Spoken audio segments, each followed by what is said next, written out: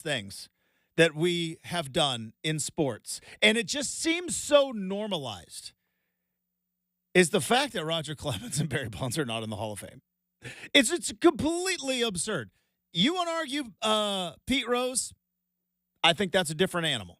I really do. But the idea that we have a baseball Hall of Fame and that Barry Bonds and Roger Clemens are not in it is objectively silly. It's again, maybe top 5 dumbest things we do all in sports because we have put in steroid guys. Steroid guys are in the Hall of Fame. Not alleged steroid guys. No. Named in the Mitchell Report. Steroid guys. Also, what we learned decades ago, like middle relievers were doing steroids. It was the steroid era. And in the steroid era, Barry Bonds was the best. Roger Clemens was the best pitcher. There were a lot of other pitchers, not as good as any of them, and they were all on steroids too. And also, by the way,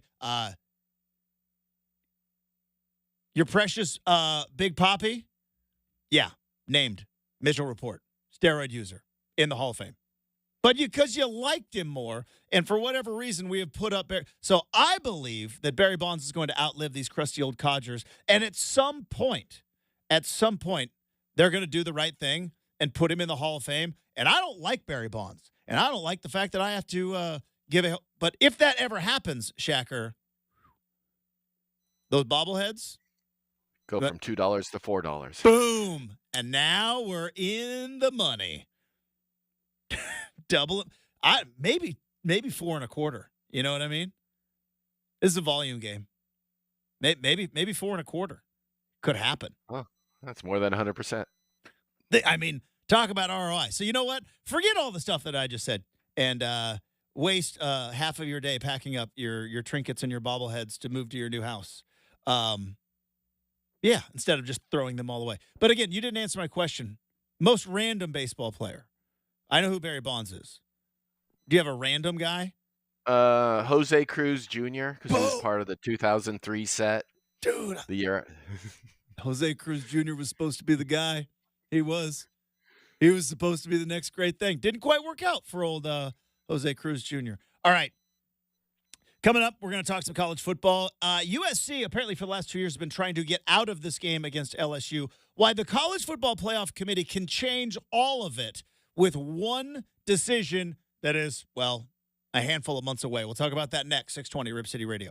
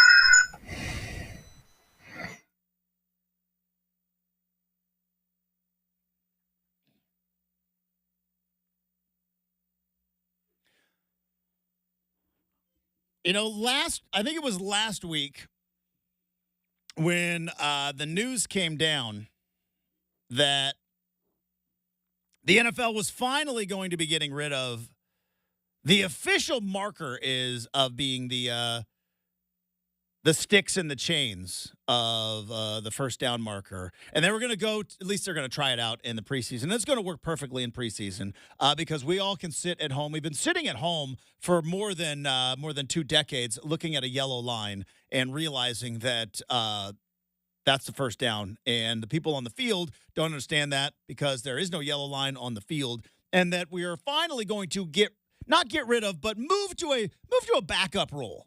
Right?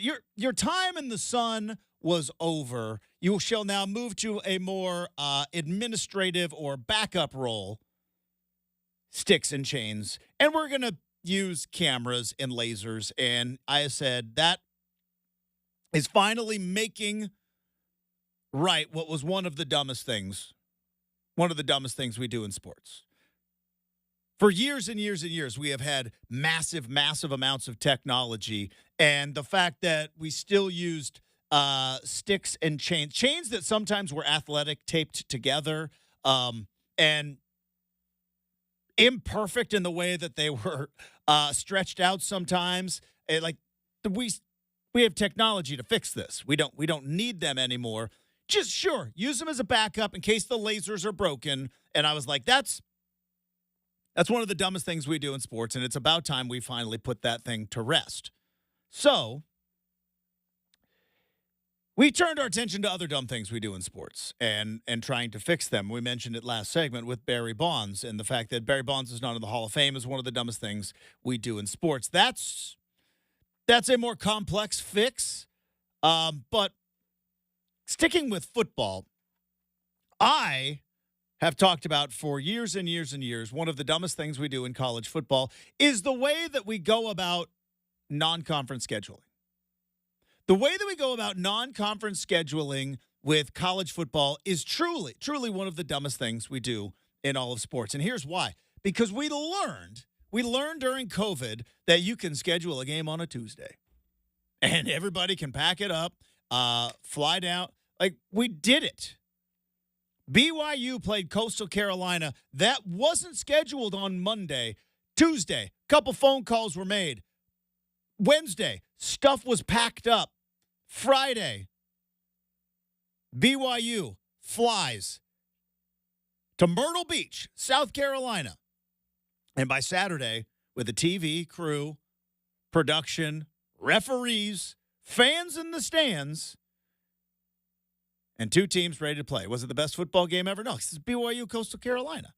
But a football game was played nonetheless, and it was scheduled on a Tuesday, and it was played on a Saturday, as opposed to the way that we have always gone about it, which is, we've got a spot open in 2038. That's not a real year. Yeah, it is. That's all right. We have one spot open, home and home, 2038. 2040, do that home and home. Perfect. Put it on the books. And you would think that now with all the conference realignment, you would think now with what we learned during COVID, that you can schedule games on a whim. Teams did it. I mean, I know it was ridiculous that the Pac-12 did the 6-game schedule thing, but they were able to do it. Season was A, going to be canceled, and then B, going to be played in the spring, and then C, we'll play it in November because everybody else was playing games. And by the way, that was kind of the start of the demise of the Pac-12 because the Pac-12 was like, hey, Big Ten, you and me, right? And they let, the fox into the hen house, and then the Big Ten stole half the conference. Neither here nor there. But we thought we would learn that maybe now scheduling can change it up a little bit. That you don't need to, A, schedule 8 years into the future, and hopefully now, B, schedule your way into college football success, because we're going into a season with more change than we've ever seen. We talk about it all the time on this show, and I'm hoping that the trickle-down effect, because I'm not too jazzed about all of the changes that are going on in my favorite sport. But one of the things that I'm hoping could come of all of this is a change in scheduling. Right? Because I was told that the two things that I don't like, which is the conference realignment and the expansion of the college football playoff, well, they're going to create all these matchups. All the matchups. You're going to look at all the matchups. Look at all the great games you are going to get. And as I have said with a lot of people with college football, we'll see. Because the College Football Playoff Committee has the power, with one decision in December, to truly change the way we do things in the sport. The reason why I'm bringing this up, there are sources now I got this from Saturday Down South, which is actually a pretty significant college football website. And according to sources, the biggest game of opening weekend, LSU is playing USC at Allegiant Stadium in fabulous Las Vegas, Nevada. Huge game. USC now in the Big Ten. LSU with coming off of a decent season, not their best season, decent season, but has a Heisman. The schools with the last two Heisman Trophy winners, with Jaden Daniels and Caleb Williams, those two teams are going to be playing each other in Las Vegas to start off the season with a handful of other kickoff classic games. Well, as it turns out, USC, for nearly 2 years, when Lincoln Riley became the head coach and took a look at the future schedule and was like, I don't know if I want to play LSU week 1. Because maybe I've heard some chatter that we might be going to the Big Ten. And then once it really became a reality, Justin, that's what you're going to say? Once it all became a reality that USC was going to the Big Ten, and USC is looking at a schedule going like, all right, we don't get the normal Pac-12, which, by the way, they had one good season in the Pac-12 and one mediocre season in the Pac-12. But looking around going like, oh, boy, Wisconsin, Penn State, Ohio State, Michigan, and sticking with Oregon and Washington still in the schedule. It's going to be a bit of a gauntlet when this new Big Ten thing kicks in. Do we really want to add LSU to the mix? Because this is old thinking in college football. There's a reason why scheduling for the last 30, 40 years mattered so much. Yes, the way we went about it is dumb, but there was a method to the dumbness. Right? The method was, from a coaching standpoint and from a university standpoint, worst thing that could ever happen to your team, not make a bowl game. Bowl games create revenue for the conference. That revenue comes back to your athletic department. Even if you are going to the Red Box Bowl, I don't know if that even exists anymore. Even if you're going to the Snoop Dogg Arizona Bowl, that's going to be a real thing. Snoop Dogg, a guy who was so vile, Congress had congressional hearings about the lyrics in Snoop Dogg songs. Snoop Dogg, he was put on trial for a certain serious allegation. That guy is sponsoring a bowl game. That's where we are in 2024. Even if you go to the Arizona Bowl, even if you go to the Cheez-It Bowl, that's still money, revenue coming into the conference on top of the TV revenue and everything else. So for years, the worst thing you could do is not win 6 games. Because if you're in the Pac-12 or the Big 12 or any of the other power conferences, you win 6 games, you go to a bowl game.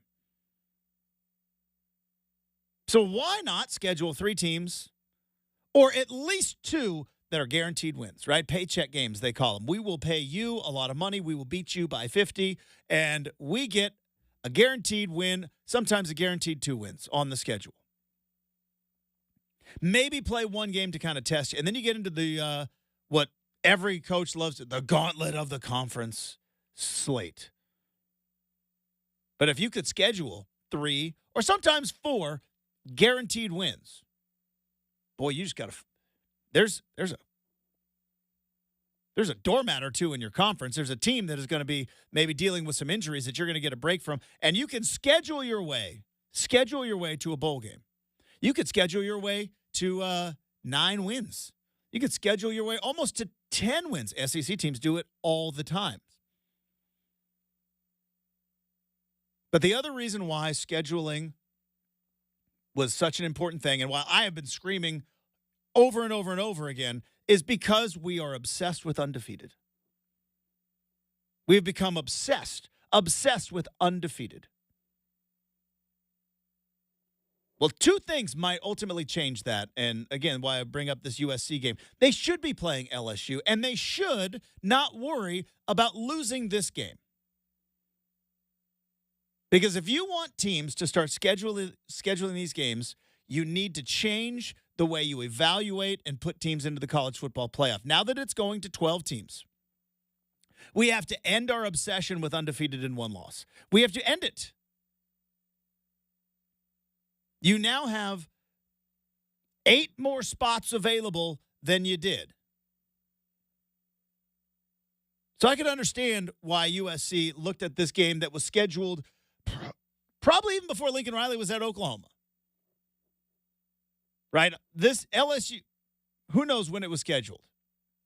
But for the last 2 years, USC has been trying to get out of it because Lincoln Riley knows that there still might be a possibility that you win 10 games in the Big Ten and you're USC, because brands are still going to matter, I think, to the playoff committee. You got a chance to maybe squeezing in that last spot into the playoff.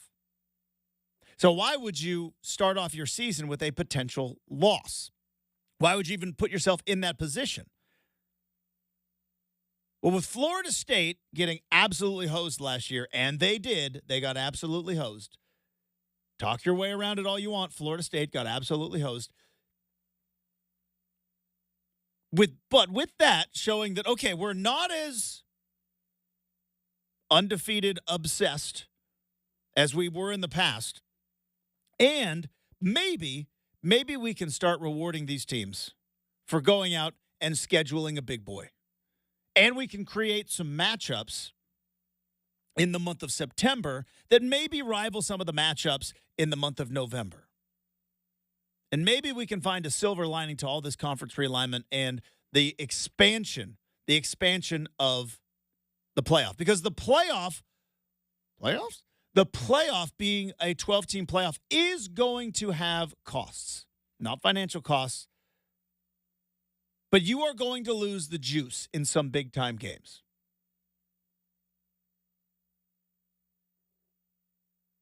I love the NFL. You love the NFL. We all watch the NFL. And yeah, at the end of the season, sure, there are plenty of games where teams are trying to get a wild card, where teams are scratching and clawing and just trying to find their way into the postseason.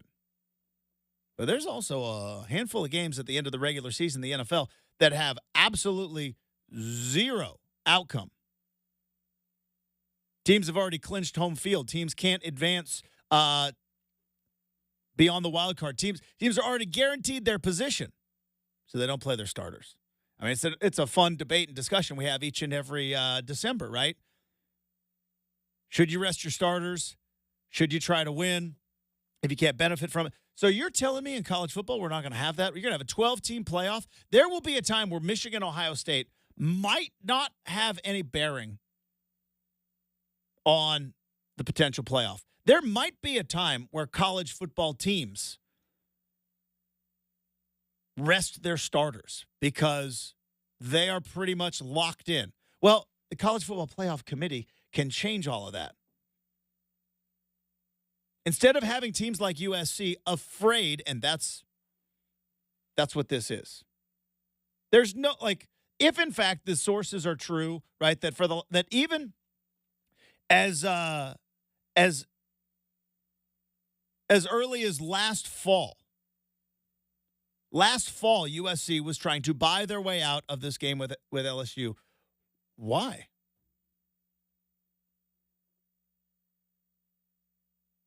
You get a big time payday. This kickoff classic's it's going to be on ESPN, ABC. It's going to be a huge sponsored game. Now I realize there's also some TV network issues there, right? Because NBC is now the big Big Ten network, and USC, their prized new property, even though Oregon's going to be better than USC. Washington might likely be better than USC, but the prized new toy that the Big Ten is going to get is USC and the Fight On and Tommy the Trojan and all the alumni and all the history and all the Heisman trophies that come along with it. They might not want that game being on ESPN as opposed to USC's first Big Ten game or first game as a Big Ten member being on NBC. But the only reason that you want to get out of this game is because you are afraid to take an L week 1, because a lot of these coaches know that that might be the difference between getting in to the playoff and getting out of the playoff. Well, the playoff committee can change all of that. You have one corrective year, which could be this year, where you say, you know what? I know we've always just kind of looked at the losses, and I know that this team in major conference is sitting at 10-2. This team is sitting at 9-3, but this team that's 9-3, they schedule tough.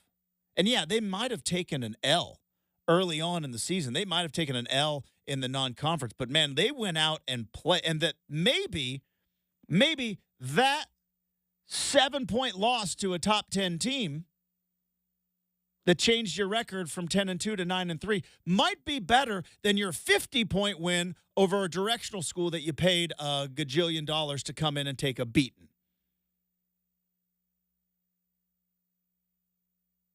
One season of that, and I guarantee you, one season of some team like Florida State, one time, it's happened one time. Florida State goes 13-0. They go 13-0 and they get kicked out or uninvited, I guess, to the party. They got jobbed. One season of a team going undefeated in a major conference, and guess what? They're threatening to sue the conference. They want out of the ACC. They're blaming the ACC for not having enough of a strength of schedule. Everything is up in the air over in the ACC. Because Florida State and Clemson, they want out. They know what's going on. You have one season where you reward a team that in the past we would look at as mediocre. You're going to see some changes. And you are going to see more big-time matchups. You are going to see not only teams unafraid, but teams realizing that, you know what? Much like in college basketball, it is so much more important for us to play big-time schools. Because a win can propel you into a top 5, a top 4, maybe a first-round bye, but a loss doesn't kill you. Because right now, a loss can kill you.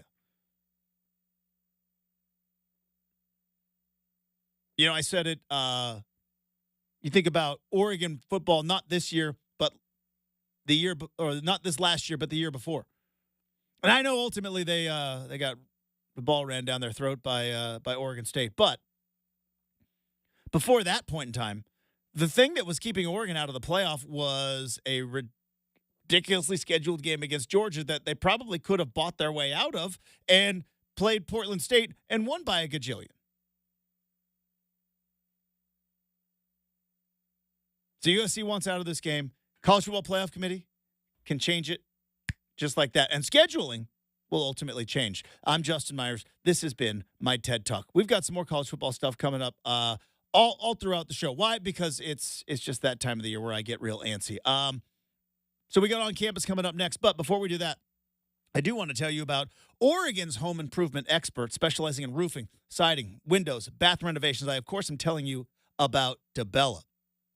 DeBella can come to you on your schedule and provide you with a free estimate. It's super easy, plus 15,000 five-star reviews. So don't take my word for it. Take their customers' word for it. Now, DeBella has a fantastic financing promotion. No payments. Zero zilch nada until 2025 on approved credit. So connect with DeBella today for your roofing, siding, windows, and bath projects. Oregon's home improvement expert is DeBella.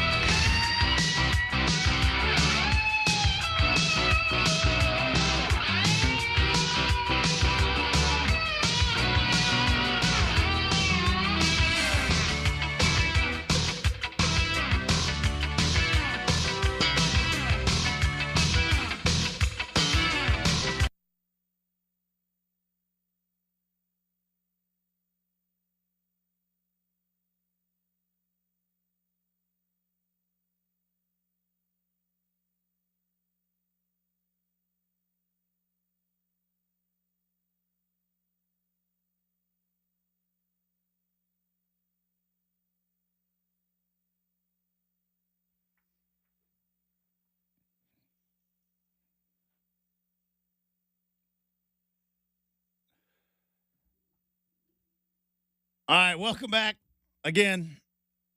If you notice the musical fingerprints of Michael Shacker, who is in the producer's chair for the rest of the week, it is Rip City Mornings. I'm your host, Just. What was that? What on earth was that? It just came up randomly. Just came up randomly. Yeah. So what was it? I'll have to look up. It's some newer music. You probably never heard of it, so it doesn't matter. Mm-hmm. Yeah, I feel like music, like other than the country music genre that I listen to, we talked about this yesterday. I feel like 2014 was kind of the last good year of music. I know some people will debate that with me, but I feel like that was kind of the case, right? 2014 was kind of the last good year of music. But we are talking a ton of football today. Joel Gunderson, friend of the program, is going to be joining us coming up in hour number 2. We'll talk some Oregon football because, look, it is May turning into June. And once June hits, well, then it is just a matter of time before August is here. And then August means college football training camp starts. And then when August gets here, that means that week 0 is on the way and we can start the countdown. So is it too early, potentially, too early to start getting excited for matchups with football coming up in the fall? Absolutely not. But there's also other college football debates, discussions, news, and notes, one of which we are talking about right now as we go on campus. All right, 93 is the number.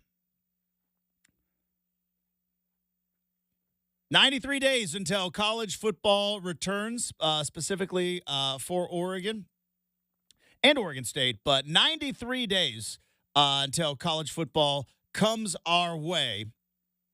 And going on right now in Florida, the SEC, they're calling them the spring meetings. I can't imagine May in Florida feels an awful lot like spring, but we had enough weather talk yesterday. And one of the things that is being brought up, and it is, again, as we continue to go down this path where players are getting paid and transfers and NIL and everything and an expanded playoff, Saturday football is looking more and more like Sunday football. I don't like it. I'm out on it. I don't like it. I like my Saturday football different from my Sunday football. And one of the major differences between the NFL and college football has been injury reports. The NFL, well, they understand that to have full transparency, mostly, with the injury report, and that they have one governing body over all the NFL teams, and with the wink and a nod, even though sports gambling is for the most part legal now, not every state, but for the most part legal everywhere, years and years and years, the NFL knew that a big chunk of their fan base came from either A, fantasy football, or B, gambling, especially when online gambling became into our world. So they said we have to have an injury report, and college football hasn't. You got a lot of different conferences with a lot of different policies, a lot of teams and programs and coaches hiding behind HIPAA laws, saying like, well, we can't report on the health of a student athlete. Well, now that they're not student athletes, now that they are quasi-professional athletes, is this going to change? And SEC Commissioner Greg Sankey said that it could take place. Injury reports, availability reports, whatever you want to call them, it could take place as soon as the 2024 season. The SEC plan was to simply hold conversations about availability reports. Now, I will say I dabble in sports gambling. We can't gamble on our phones here in Oregon. You got to go out to Spirit Mountain or elsewhere to gamble on college football. So I don't bet on college football. So I might have the minority opinion here. I like the fact that coaches play games. I like the fact that there is always kind of this wink and a nod and this gamesmanship and some smoke and mirrors and who is available and how hurt is this guy. I don't know why. It adds to the entertainment value for me. And I've been there. I was there in 2007 when Oregon claimed that Dennis Dixon was simply having a sprained knee when he had a torn ACL. I don't know if that would fly with an availability report. And then, of course, Mike Bellotti would come in and say, yeah, well, technically an ACL tear is a sprain. It's just a severe one. Obviously, we saw what happened with Utah this year. Every single week, is Cam Rising going to play? He wasn't going to play the entire season. And there was the situation the year before when Cam Rising also got hurt, came out, warmed up, nobody knew anything, and then didn't play a snap. Call me crazy. You're crazy. But call me crazy. I like the gamesmanship of college football, and maybe because the fact that I don't care about the gamblers, right? If you are putting that much money on college athletics where an injury report is going to affect you being able to pay your bills, well, that's a you problem. That's not a me problem. If you want to bet $20 and, boy, that really stinks, well, you don't really care about, again, these injury reports. I want Saturday football different from Sunday football. And the two things that, for whatever, I don't know why I like them. Maybe I'm the weird one. I like the fact that there was no in-helmet communication system. Yeah.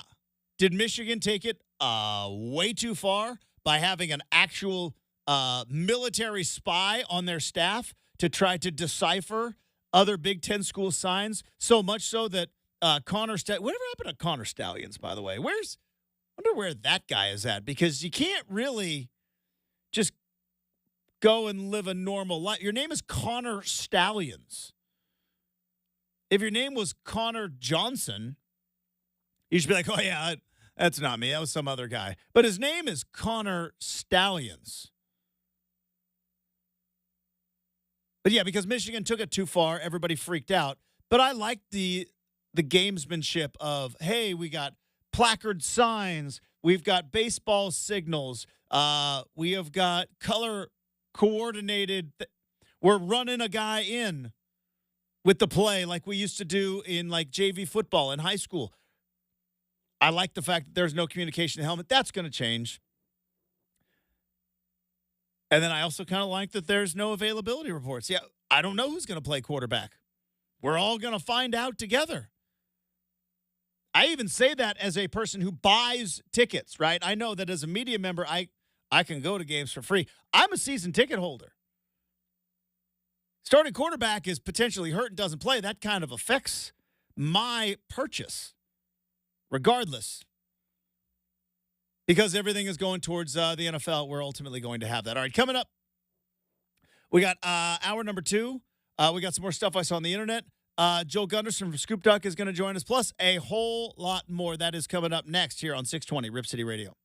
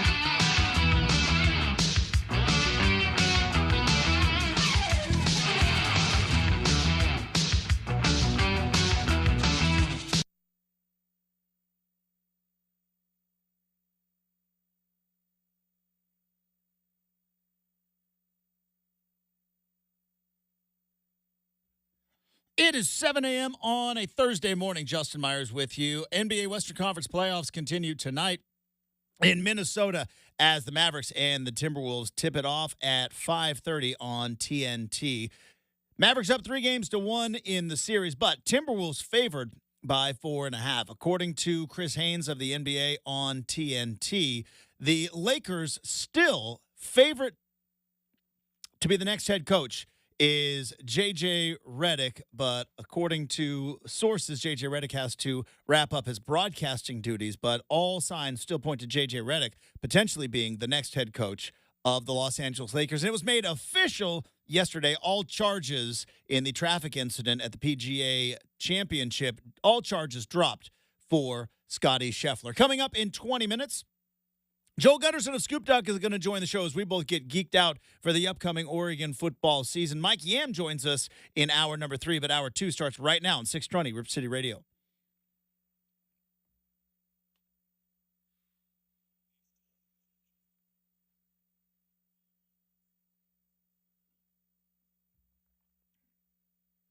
Hey, welcome back to Rip City Mornings, everybody. As I just mentioned, Joel Gunderson is going to join us in 20 minutes.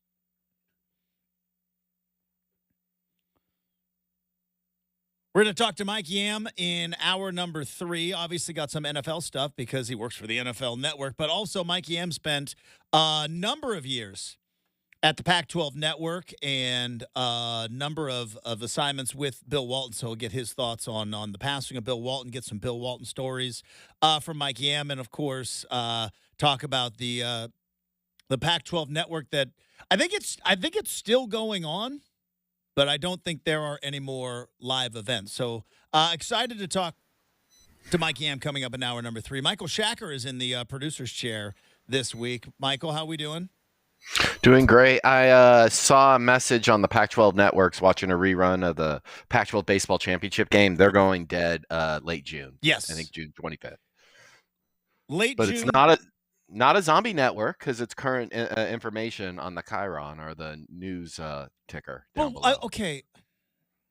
This might be like mean-spirited, and I don't intend this to be mean-spirited. It is coming from a place of curiosity, not from a place of criticism or negativity. What are they gonna do until June?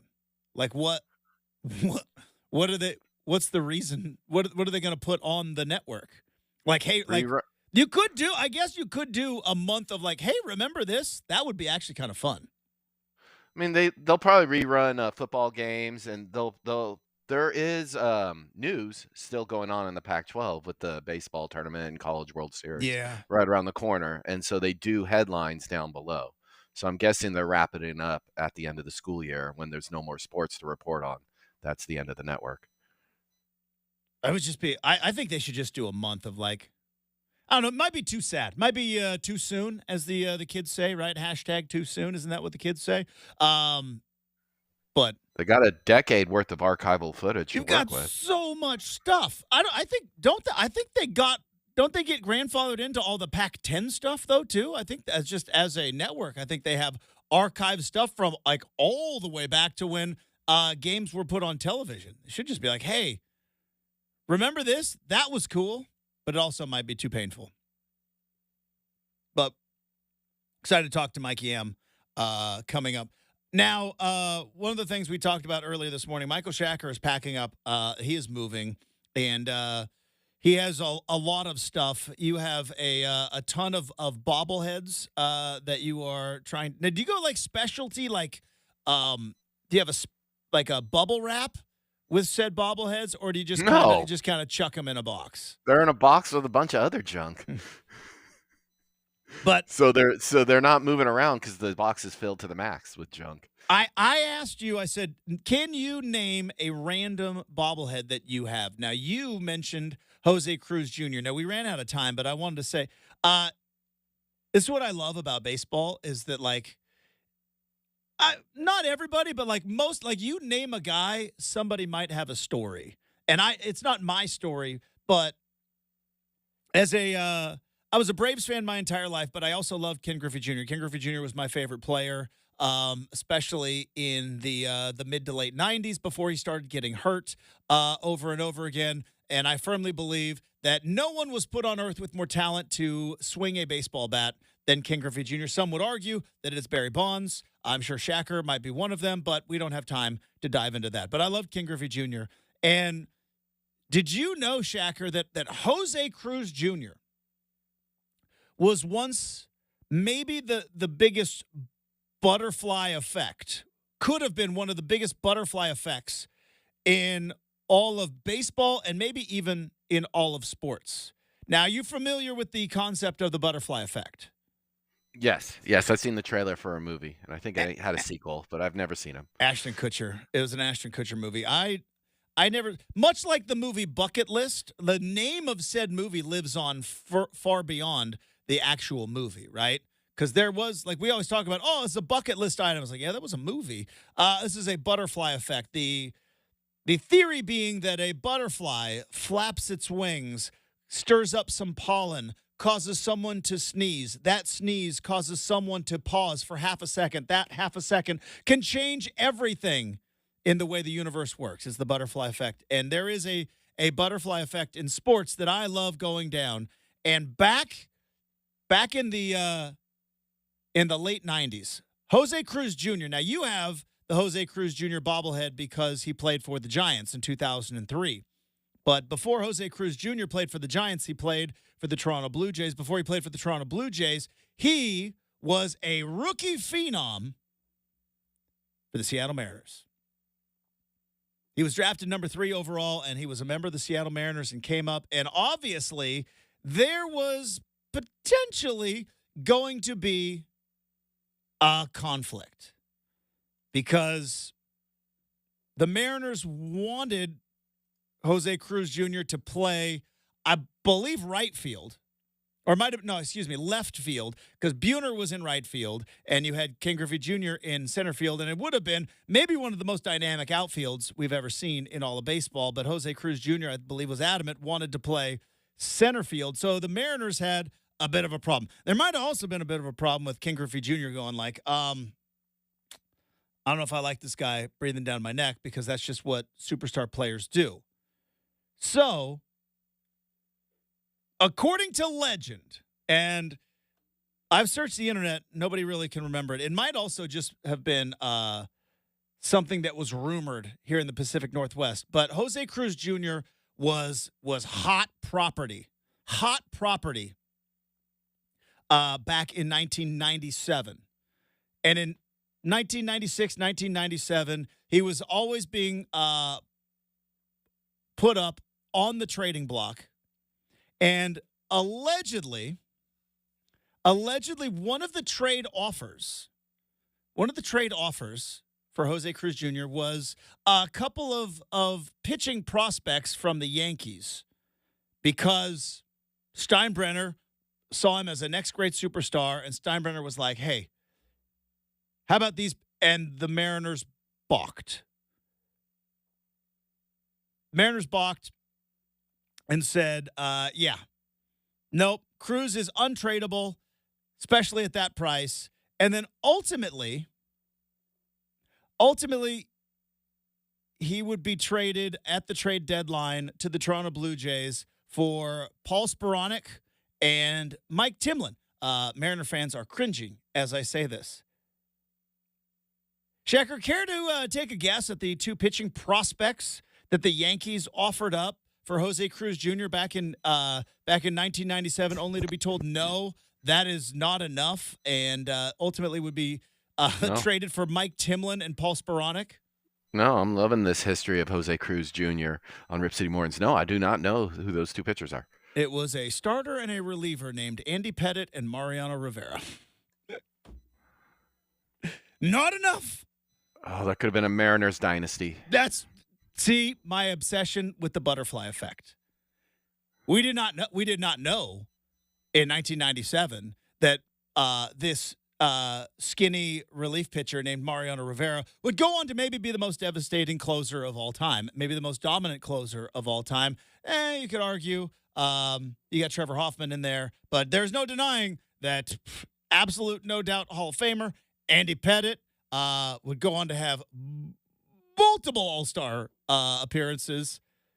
And now, so you take in 1997, what is the Seattle Mariners? Take the Seattle Mariners in 1997, where you have Griffey. You've got Buhner. You've got Edgar Martinez. I believe they still had Randy Johnson. Actually, I didn't believe. I know they still. You had Randy Johnson on the, and you had Pettit and Rivera in 1997. Oh yeah. How could I forget? Because we grew to then hate him, and now we kind of don't hate him anymore. They also had a young phenom shortstop named Alex Rodriguez. How insane is that? Now, again, that might also be just up to legend, but rumors were that Andy Pettit and Mariano Rivera, and because, again, you might be thinking, Justin, you're over your ski. There is no way. Again, because I'm very good at this, because I love 1997. Might be one of my favorite years growing up. 1997, I mean, just an absolute dynamite year. The Yankees won the World Series in 96. Did not win it in 1997. Did not go to the World Series in 1997. And Steinbrenner at that time was a madman. He was a madman who was constantly trying to find the next great superstar. And I don't believe they saw it in Jeter quite yet. Like, Jeter, I think, was a rookie in 96. But Jeter was a young, up-and-coming player. But no, I don't know if anybody looked at him as a superstar. And Jose Cruz Jr. was, I mean, absolute, at the time, dynamite, no doubt. Next Griffey, right? Next Kenny Lofton. The next great center field phenom. And the Yankees had to have him. So they, all right, we'll give you Pettit and Rivera. Because, again, think back to 1997. The Yankees dynasty had not started yet. They won it in 96, but it wasn't until 1998 when they ran off their 3 in a row, then lost in Game 7 in 2001, and then we would see the Jeter, Bernie Williams, Andy Pettit, Mariano Rivera, right? All of those, Joe Girardi, all those dudes. But always looking back, what could have been? Take the 1997 Seattle Mariners. I believe that was Griffey's MVP year. So you got the MVP. You have got a guy in Alex Rodriguez who should have won the Rookie of the year before. Jay Buhner, solid player. Edgar Martinez, maybe the greatest DH of all time. Randy Johnson, no doubt Hall of Famer and one of the most dominant pitchers at the time. And you could have added Pettit and Rivera. Mike Timlin, Paul Spironic. That's who we want. All right. Coming up next, we're going to talk some Oregon football. Friend of the program, Joel Gunderson, joins the show next, 620 Rip City Radio.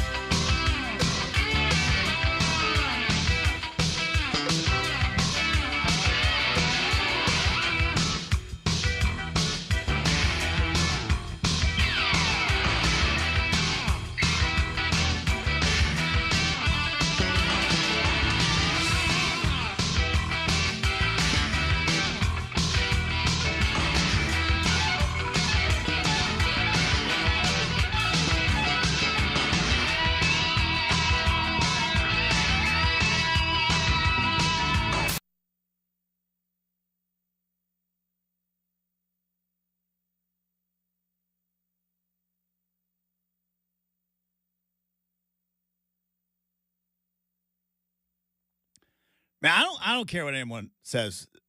This song still hits. This song still hits. This was like it's like I'm second. I think I'm second grade. My mom's got VH1 just blaring, getting ready to go to work. I'm about ready to hammer some Eggo waffles and then get to the bus stop, which is, just right down Tokay Street. People who know Eastside Winston know what I'm talking about. And yeah, 9 to 5, just blare. The song still hits. Still hits. You know what always hits as well?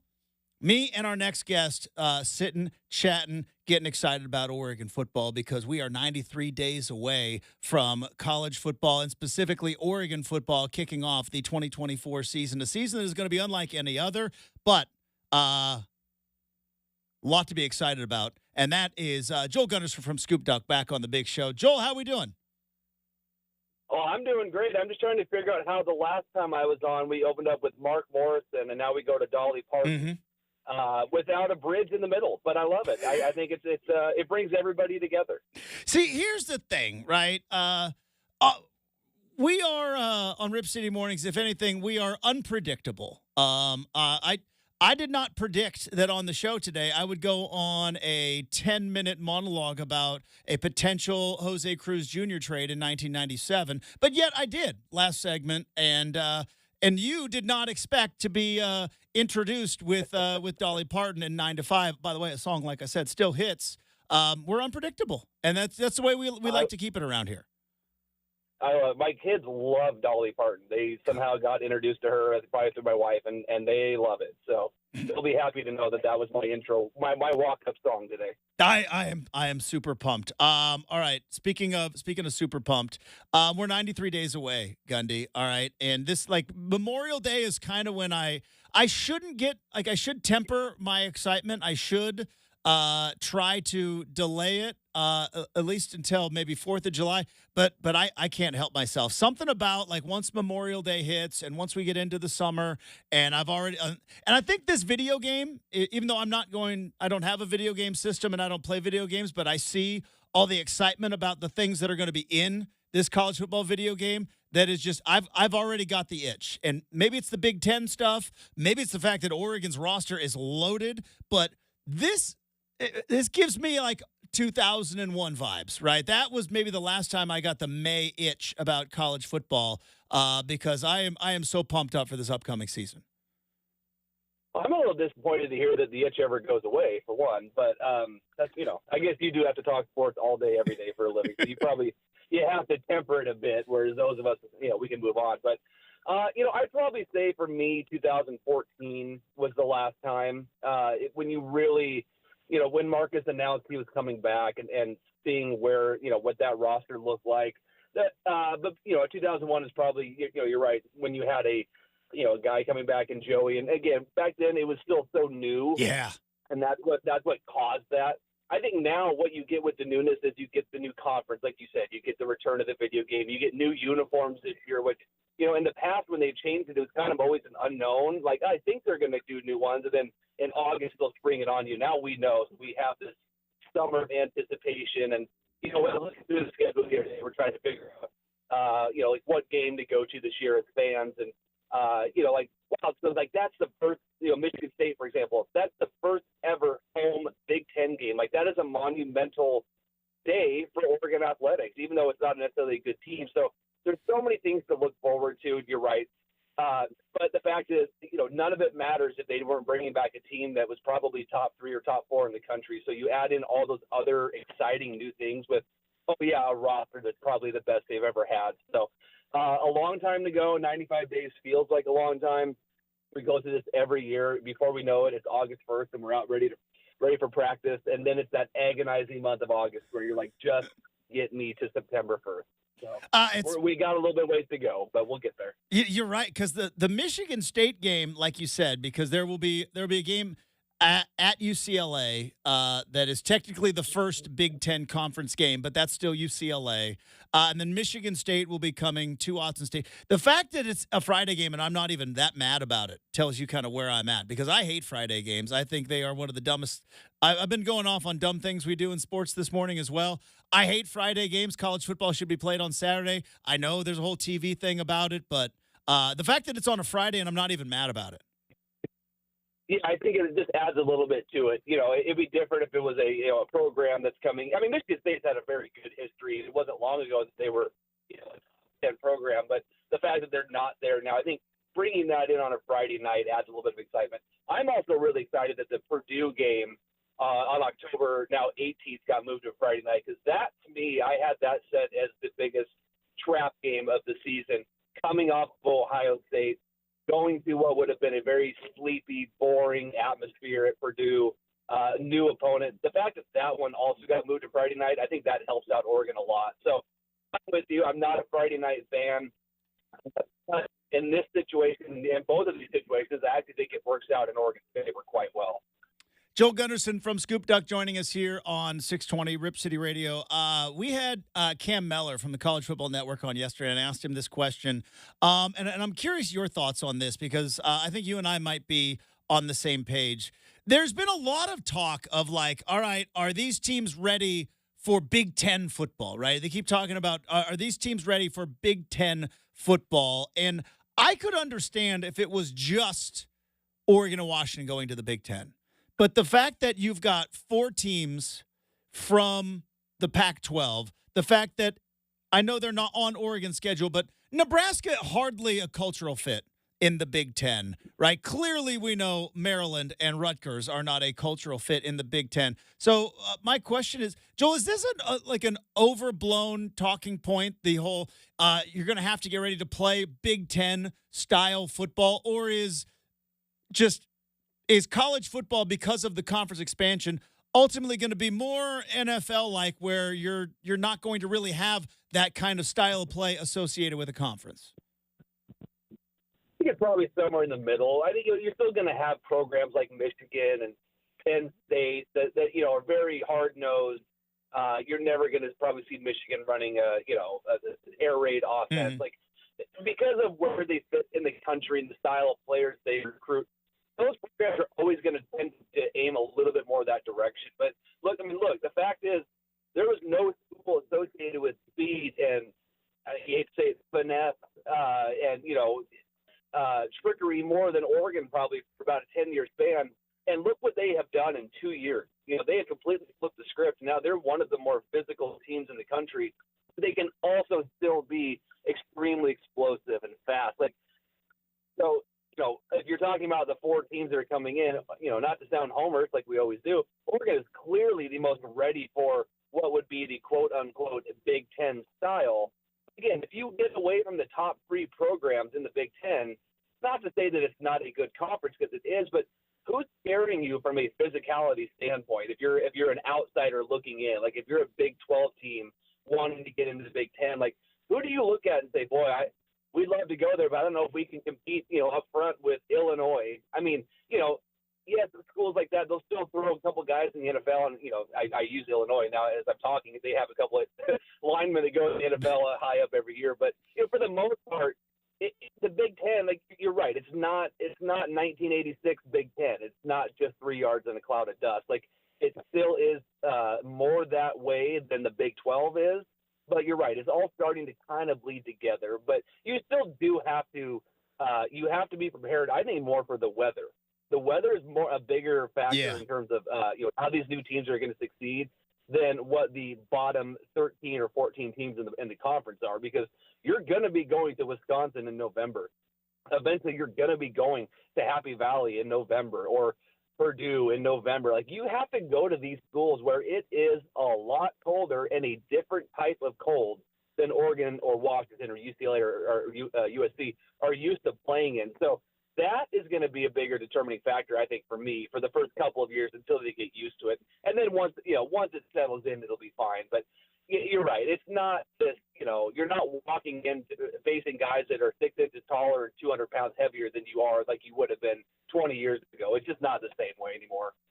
Joel Gunderson from Scoop Duck, friend of the program, joining us here on 620 Rip City Radio. Yeah, I mean, just kind of looking ahead at the schedule. You mentioned it. I think obviously the Ohio State game is huge. You got November in Ann Arbor. Michigan is such a wild card to me, Joel, because as we have learned over the last couple of years, with NIL and with transfer and now losing your head coach, it can drastically change your program, right? Washington isn't going to be next year what Washington was this last year. I know that they're in the Big 12, but the same thing with Arizona. Once your coach leaves and transfers happen and just the normal player movement that is ultimately going to happen in college football until they put some regulation on transfers, Michigan is, I think, of all the teams that Oregon plays, Ohio State's going to be good, but that game's going to be at Autzen. But Michigan coming off of a national championship, but losing a ton and a new head coach, that's a huge wild card for me. That's the only game on the schedule that I cannot come up with a prediction for. Yeah. I could see Oregon walking away with a 14, 17-point win. I could see them walking away losing by 3 touchdowns. Like, it's just, you're right. I mean, we've seen Drawn more, obviously, he didn't just – someone had a good point last week. It may have been Joel Klatt. When he stepped in last year for Jim Harbaugh, it's not like he was coaching against a bunch of cupcakes. I mean, he went to Penn State. He beat Ohio State. He truly helped them get to where they ended up on the season. So, big transition coaching-wise and staff-wise, continuity-wise. They did lose their strength and conditioning coach. I know he was obviously regarded as one of the best in the country, so that might be a little bit different.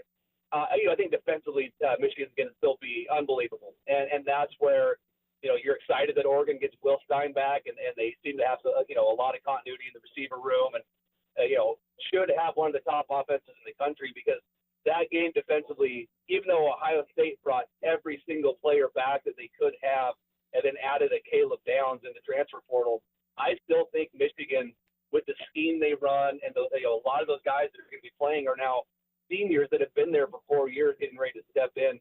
I still think defensively that is going to be the toughest game for Oregon this season. I'm glad that it's November 2nd and not November 19th or November 6th.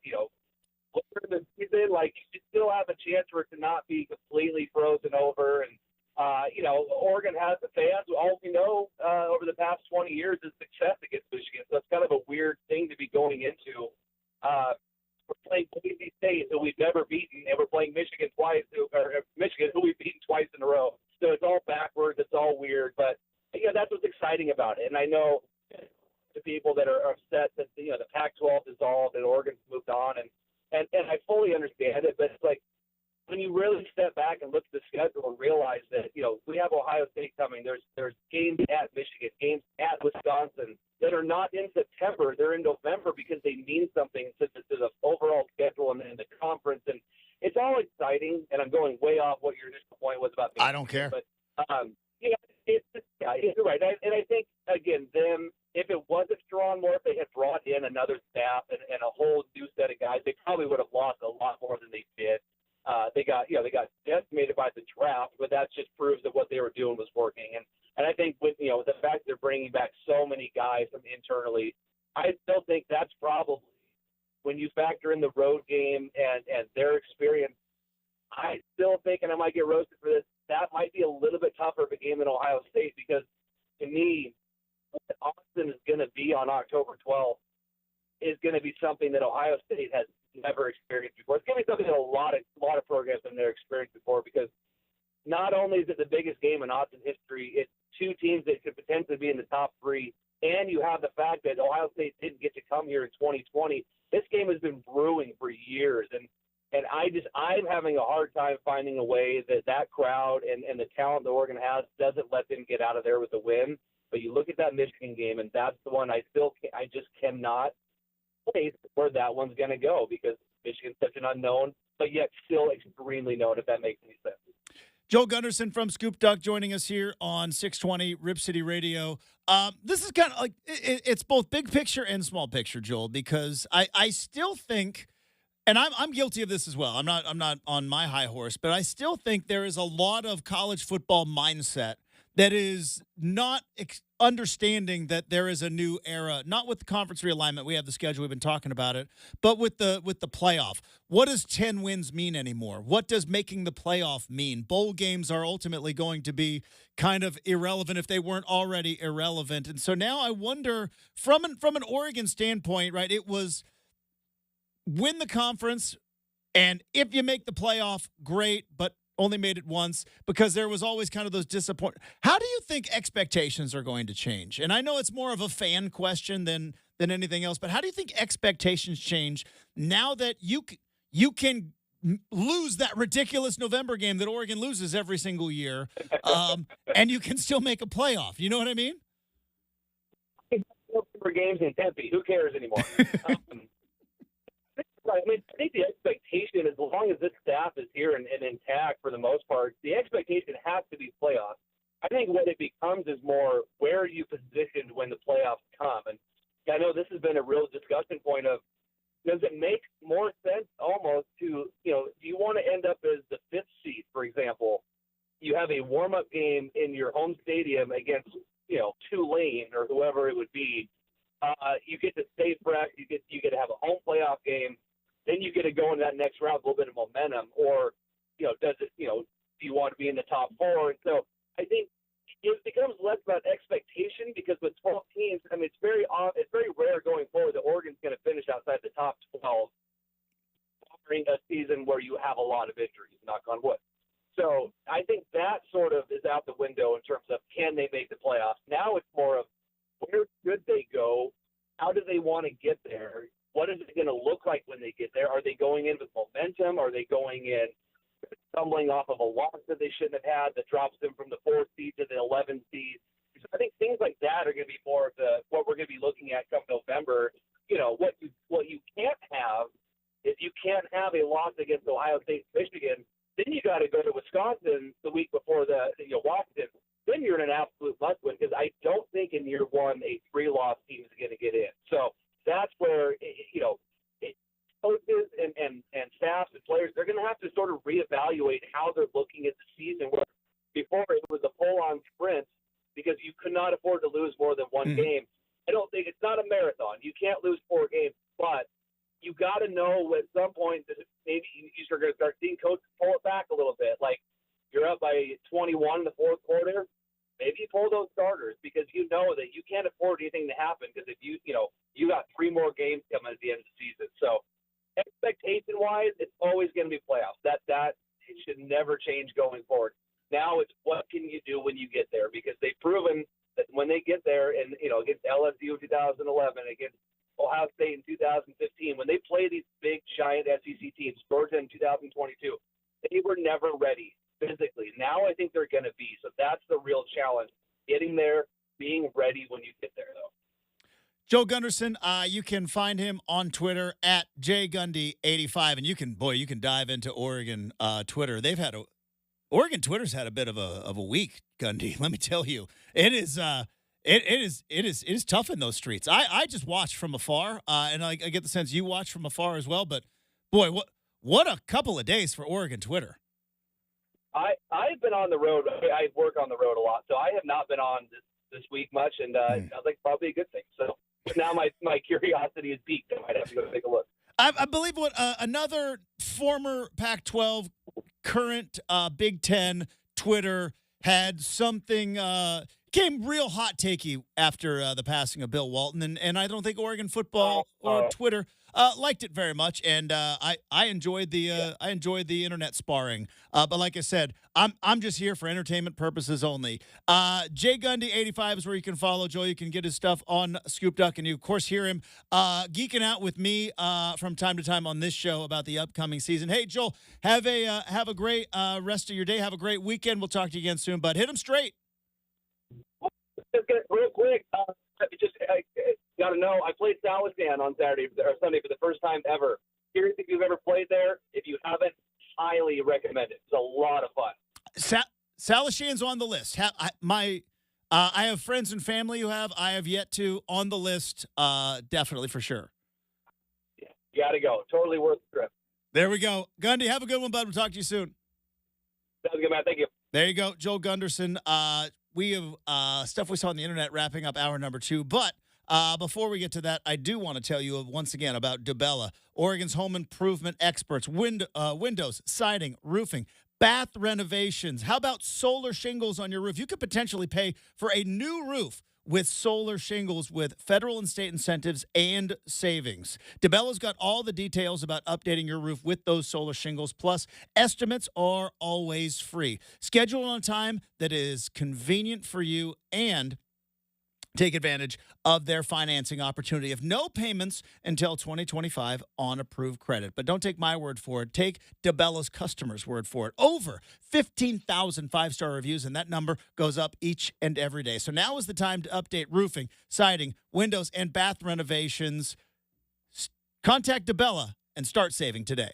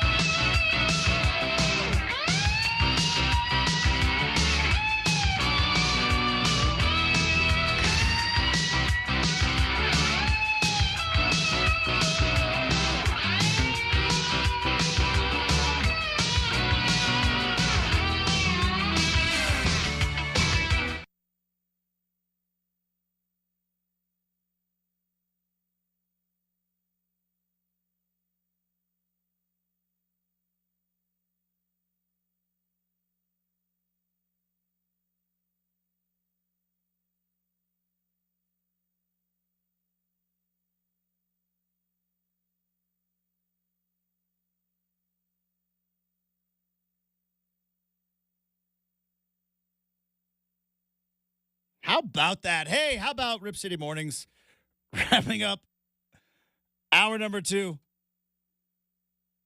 This feels like, Shacker, this feels like 1989 to me. Like if I had to guess. Like around, so I don't know, I couldn't place that voice or that song, but that feels very like grunge is on the way, but we are holding on for one last gasp of hair metal. You could be correct. I think it's 91. Oh, but close enough. It's really close. But yeah, it felt like, yeah, you know what? 91 feels, it does feel about right because Nirvana and Pearl Jam are about ready to ruin everybody's good time. And everybody's about ready to go from having just the best of time partying and girls into Jeremy is like depressed in class. And so everybody's good time was, but that felt like, 91, I think we still have one more year of fun. Nope. No more years of fun. I had to look it up. That was September 92 when it got released. 92. So basically the month of or a month before. Who was that? Bad Company. Bad Company still putting out songs in 1992. All right. It is time for stuff I saw on the internet. And this was actually something I heard on the show before us, and then I had to look it up. I did not know this, but apparently today is Fakesgiving. Fakesgiving. We are nearly halfway in the calendar from Thanksgiving. So kind of like a Christmas in July. I don't care about Fakesgiving. I think it's a really dumb idea. I love Thanksgiving. It's my favorite holiday. But it got me thinking because, again, what makes Thanksgiving? The food.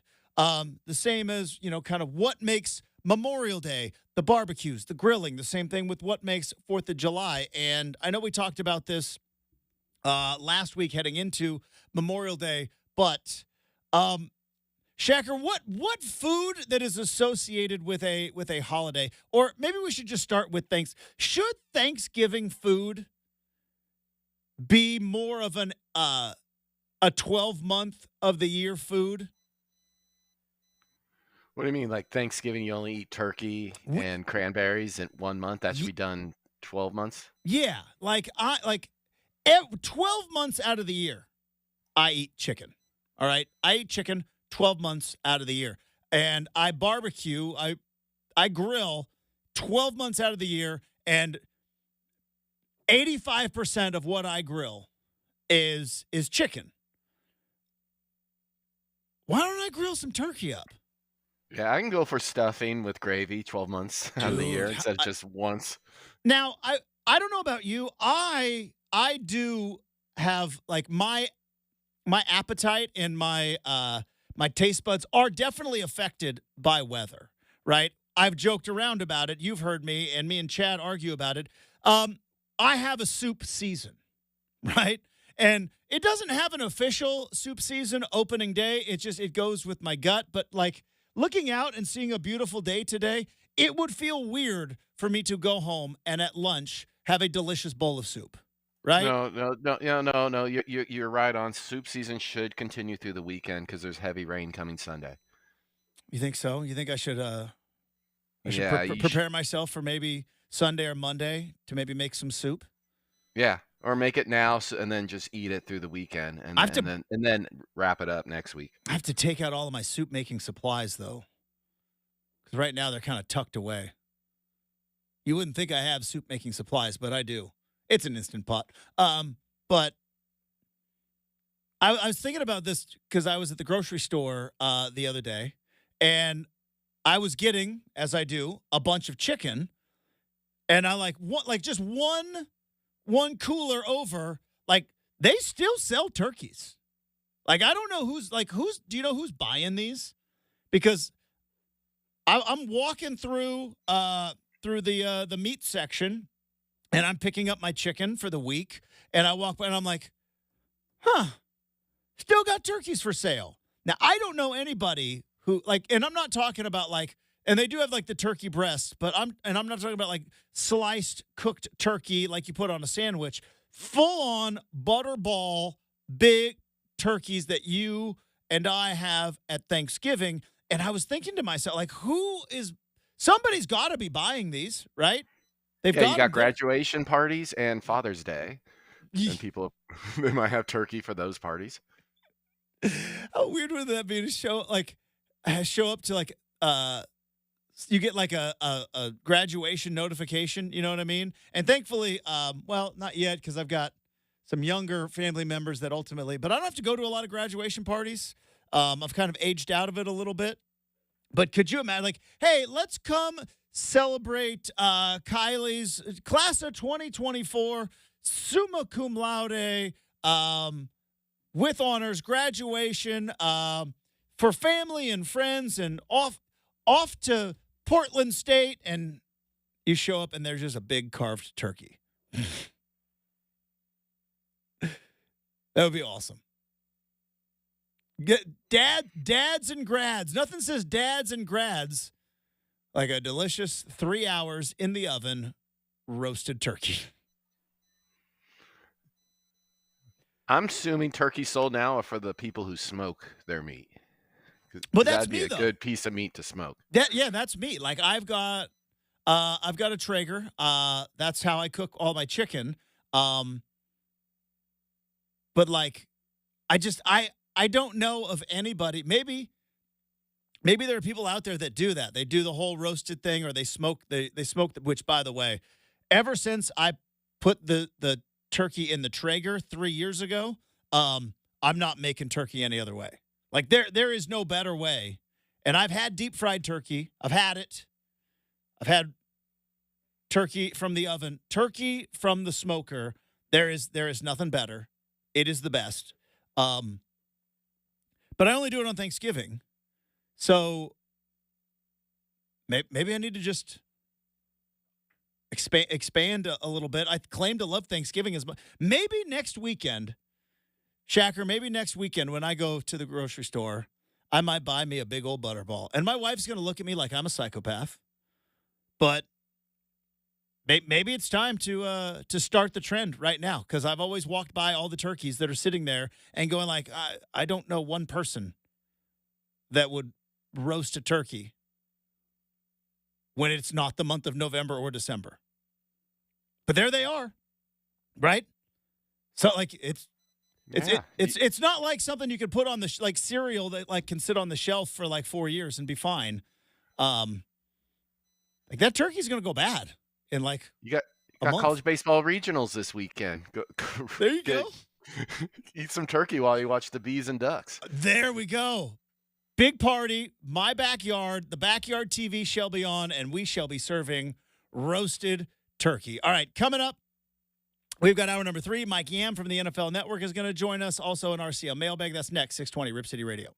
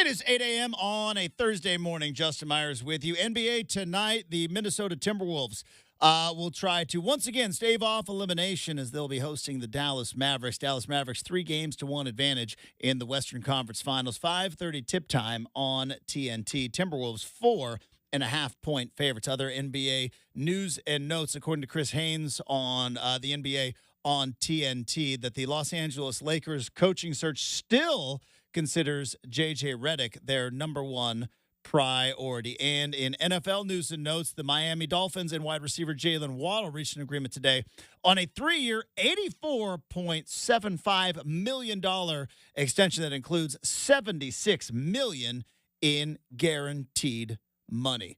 Coming up in 20 minutes, Mike Yam from the NFL Network is going to join the show. We've got an RCM mailbag and so much more. Hour 3 of Rip City Morning starts right now on 620 Rip City Radio.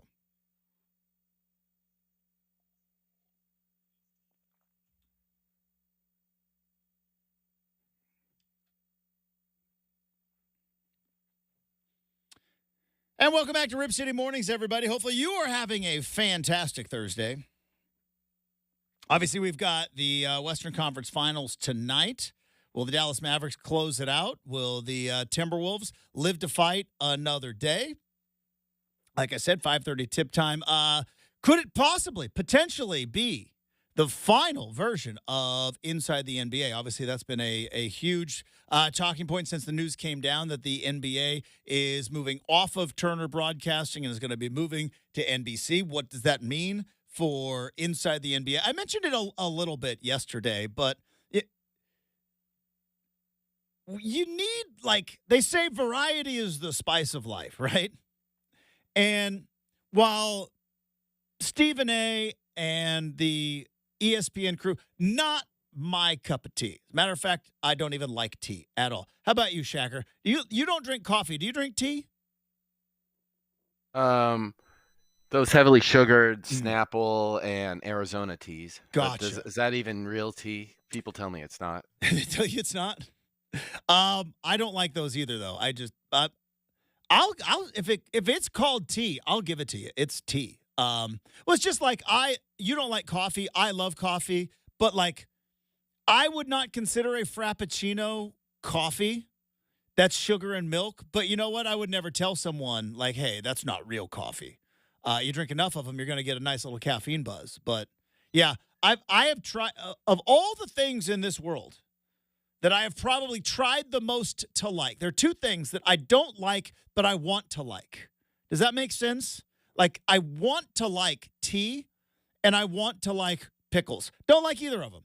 I want to. I would love to. Don't like them. Ever been at a restaurant where they put tea at the table, like when you get there, and you figure, hey, it's part of the meal, so you just drink it? No. Where have you been where they put tea at the table? Chinese restaurants. Really? Oh, yeah. Gotcha. You were talking about like the Arizona. I just figured you went to like some awesome restaurant like where they just showed up. It's like, hey, how you doing, sweet pea? And they put like a big old pitcher of sweet tea like right in the middle. I'm sure there's a restaurant somewhere in the South that does that. I kind of want to go there now that I think about it. I don't know if I would have any of the tea, but when you said they put it at the table, I just thought like just a big old jug of iced tea, just like boom, right there. Like no, a pitcher of hot tea. I probably have tried it. Again, I don't like it. It's just not my thing. I want to. I've heard like good things about it. But I can't get into it. Arnold Palmer's, can't drink them. Don't like, just tried my best. That and pickles. There anything you like that you don't like, but you're like, man, I wish I liked. The other thing, Bloody Marys. I don't like Bloody Marys. I want to like them. I look at people at brunch as I'm drinking my many, many mimosas. And by the way, I love every single bit of it. But I look at people at brunch having their Bloody Mary, and they look like they're having the time of their lives. And I have tried multiple times to acclimate my taste buds, to make myself like a Bloody Mary, and I just can't do it. I just can't do it. I want to be able to like wine. Because I always hear the Blazers, they get wineries, they talk about how great their wine is. Wine is so good. Yeah, I want to be cool like them and drink their wine, but I just don't like it, so I never never drink any wine. Other than water, if I could limit my beverages, if I got three things other than water, because we all got to have water, right? If I could just have 3 things for the rest of my life, it would be coffee, wine, and bourbon. That's all I would need. And then water for like the time when you don't need a buzz, whether it's a pick me up or a put me down. Those 3, yeah. Tip of the cap to my lovely wife. She not only has sophisticated me in multiple different ways, but she has turned me into a complete and utter wine snob. To the point where this weekend I was hanging out with a good friend of mine, and we were at a very fancy steakhouse. And again, I'm a little bit out of my element here, but Buddy was like, "Hey, pick the wine." Now, if you would have asked me 4, 5 years ago, 6 years ago, "Hey, Justin, pick the wine," that would have been a terrible decision. Terrible, horrible decision. But luckily, thanks to my wife, who has sophisticated me in the world of wine, not only did I pick the wine, but Shaq, are you aware of like what happens when you order the bottle of wine at a fancy pants place? I've seen it on TV. You have to sniff the cork. So you don't sniff the cork anymore. Some people do. Like, that's very like, all right, buddy. Like, like they don't hand you the cork. They just set it. They will set the cork down if you would like to sniff the cork. But yeah, then you get like whoever ordered the wine, which was me, and they give you just a little taster, because you got to see if the wine has been, spoiled in any way, or and so like I know all the little tricks of like, swirl it around, take a little sniff, try it, and then I'm like, oh yeah, that's very good. So I was so pumped because I was in the fancy pants place and I looked like I knew what I was doing. Because I have a very big fear of looking like I don't know what I'm doing, which is funny that I picked this as a career when there's at least one segment, maybe this one, where it's clear I don't know what I'm doing. But I'll get you some wine. I'll get you. You want some training wheels wine? Get you some starter wine. The CJ McCollum, does he still that's make big wine jump around here? He does. That would be a big jump. That'd be, for somebody that doesn't know if they are going to like it or not, that'd be a very expensive investment.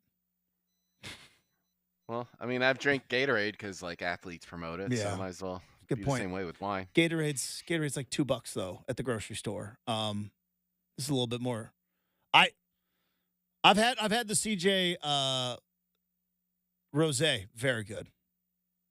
Very, very good. I got to imagine the rest of it's good. All right, what was I talking about? That's right, inside the NBA. So, because we've got Mavericks Timberwolves tonight on TNT, and if the Mavericks pull off the victory and head off to the NBA Finals, it is potentially the last time we are going to see inside the NBA with Chuck, Kenny, Shaq, and Ernie Johnson. And I know they added Draymond Green, and every once in a while they add Jamal Crawford. And I think Chris Webber is in the rotation. Vince Carter's been on there. But the core group of Inside the NBA, Chuck, Kenny, Shaq, and Ernie Johnson. And, when the news came down, and I mentioned this a little bit yesterday, I thought maybe it's the right time. But then, like, as I am seeing just how, and again, if it's your cup of tea, as I mentioned, I don't like tea. But if it's your cup of tea, great. You do you. Watch what you want to watch. I don't understand. I don't understand how ESPN is still rolling out their terrible NBA countdown show. And I try not to criticize. You notice I don't do an awful lot of media criticisms on the show because I don't like being criticized myself, and I am in media, so I can't live in a glass house and throw stones, especially from the inside. That would be a bad idea. But I don't understand it. I don't get what ESPN is doing, and I've always found the Inside the NBA crew very entertaining, and also believe it or not, I like hearing about basketball from former basketball players. And I know that there is a bit of a curmudgeon-y attitude lately from players in the early 2000s who have now podcasts and they just want to sit there and blast the players of today. But when I watch Inside the NBA and you get, Shaq and Charles, and every once in a while you'll hear some, hey, in the 90s, like Karl Anthony Towns needs to stop shooting threes. Like, Karl Anthony Towns shoots threes. That's what he does. He's not like he's 7 feet tall or 6'11" somewhere, but he's not a big man. He doesn't play like you, Shaq. He doesn't play down on the block. He doesn't play on the block at all. He's a tall player. He's not a big man. He's a tall player. So every once in a while, yeah, there's some things where like, well, this guy needs to do this. And it's like, that's just not the way the game is today. But I've always liked understanding the mentality, understanding the attitude, and the basketball talk not being overly complicated, but not being so simplified that it is to a stupid level. Like when Stephen A. Smith says that trash talking from Anthony Edwards is why they're down 3-0. It's like, no. It's because of the good basketball that the Mavericks are playing. So I am hoping upon hope that this is not the last time we see Inside the NBA. And also, and you have to keep it all together. We've seen it before where you get an ensemble, right? Whether it's in music or whether it's in TV or whether it's in some sort of entertainment, right? You get like an ensemble that just kind of works. And then like Joey broke off of Friends. Friends ended, and then they had Joey. Guess what? That show stinks. That show was no good. How did Frasier pull it off, by the way? You know what I mean? Cheers, one of the best ensemble shows maybe ever. And then all of a sudden, out of nowhere, Frasier gets his own show. Boom. Ran for 11 seasons. And then they rebooted it and brought it back. I did watch that one. It's not bad. I know that I am a king hater of all reboots. Shacker, I will say, didn't hate the Frasier one. Didn't hate it. Missed Niles, though. They don't have Niles. And he's back in Boston as opposed to being in Seattle. But I didn't hate it. But I don't know, like, if you get... Because you know that if Inside the NBA goes away, like, Charles Barkley is going to be the biggest media free agent we have seen in a long time. Massive media free agent. But I don't know if Charles Barkley works in any other setting with those guys. Probably would to a degree, but it's never going to be at this level. I don't know how NBC pulls it off. I don't know if they could throw like $1 gajillion or if they could somehow steal Ernie Johnson away. But seeing what ESPN does, and I like ESPN for the most part, but seeing what they do with NBA basketball, it's so bad. Again, I don't like tea, and it's definitely not my cup of tea. All right, coming up next, my cup of tea. Mike Yam from the NFL Network joins us next, 620 Rip City Radio.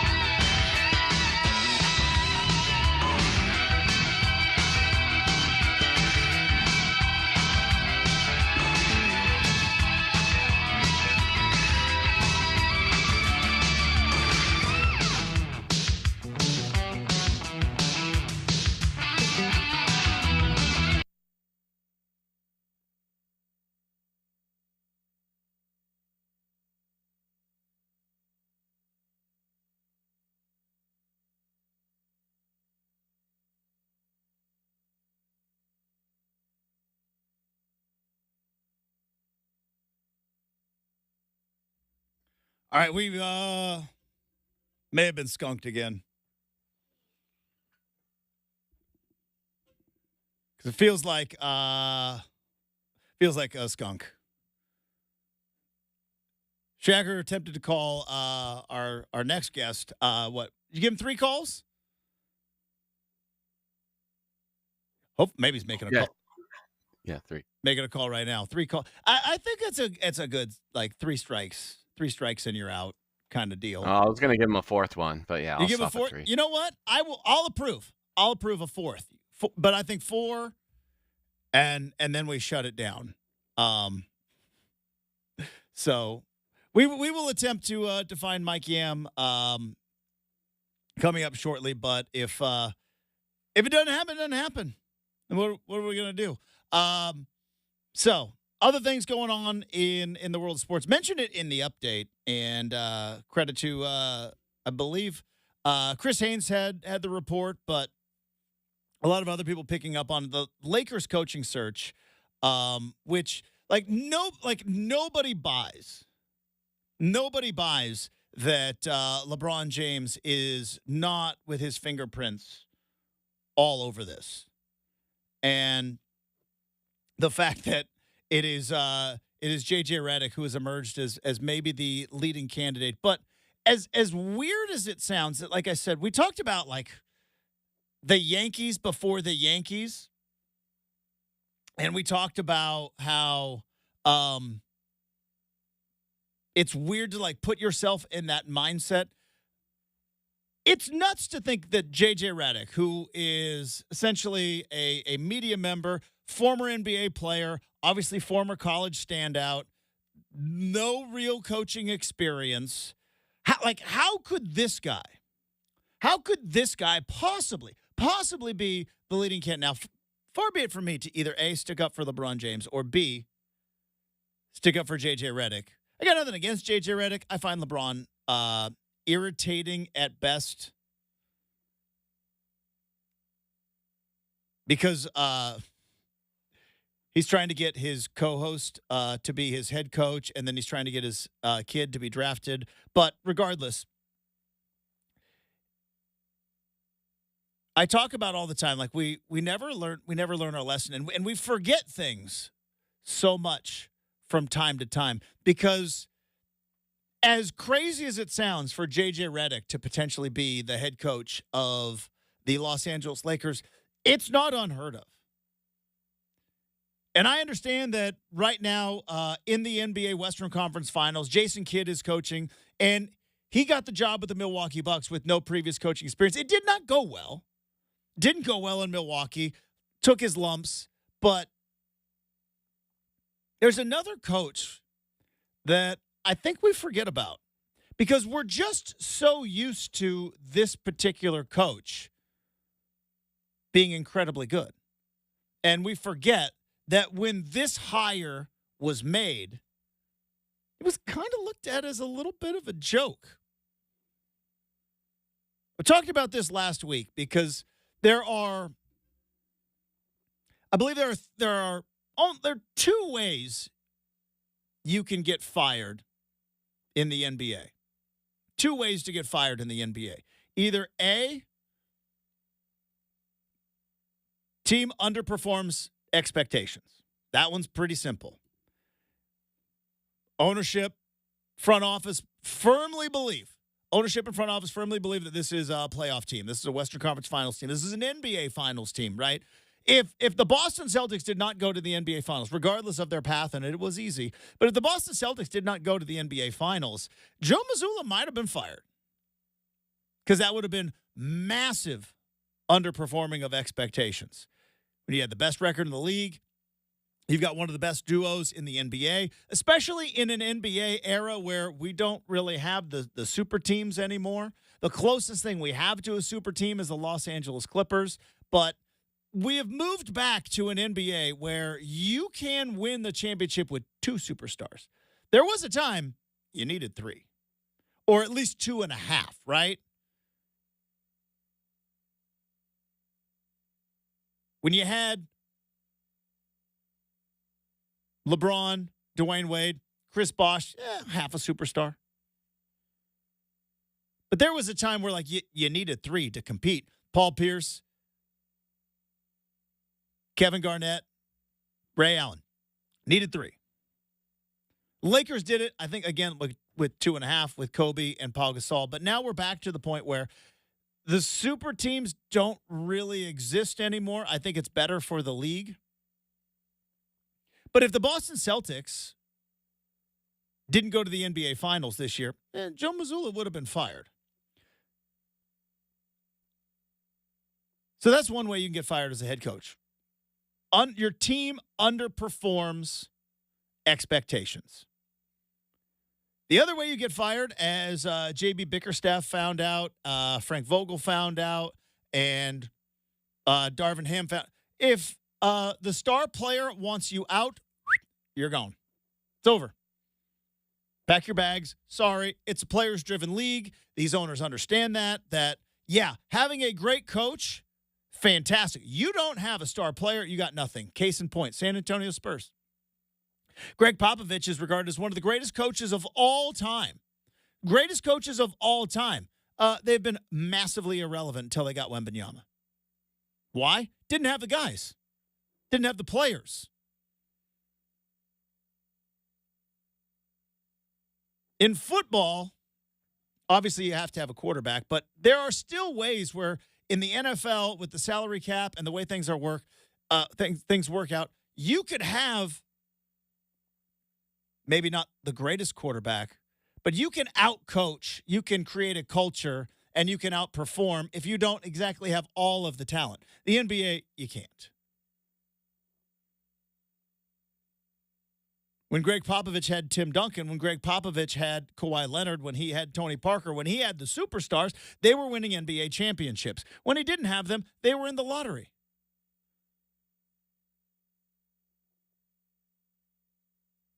These owners know this. These GMs know this, and they all understand that if you don't have a superstar, if you don't have a talent to rally or build your team around, you can have the smartest coach in the world. It's not going to matter. It's not going to matter. So other than underperforming expectations, the other way you can get fired in the NBA is star player says, I need to change. This person's out, him or me. You get off of the same page and run into conflict with your star player. Coach is going to lose that battle nearly every single time. And I mentioned it because I believe, including Greg Popovich, I believe there is one coach and one coach only in the NBA that would survive best player going to management saying him or me. I think that's Eric Spoelstra. Greg Popovich would not survive it.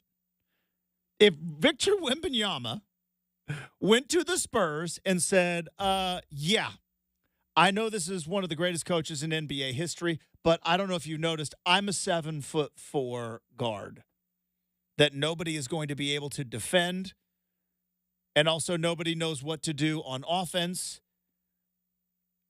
I need that guy gone. Greg Popovich would be into early retirement to hang out with his family the next day. One of the greatest coaches of all time.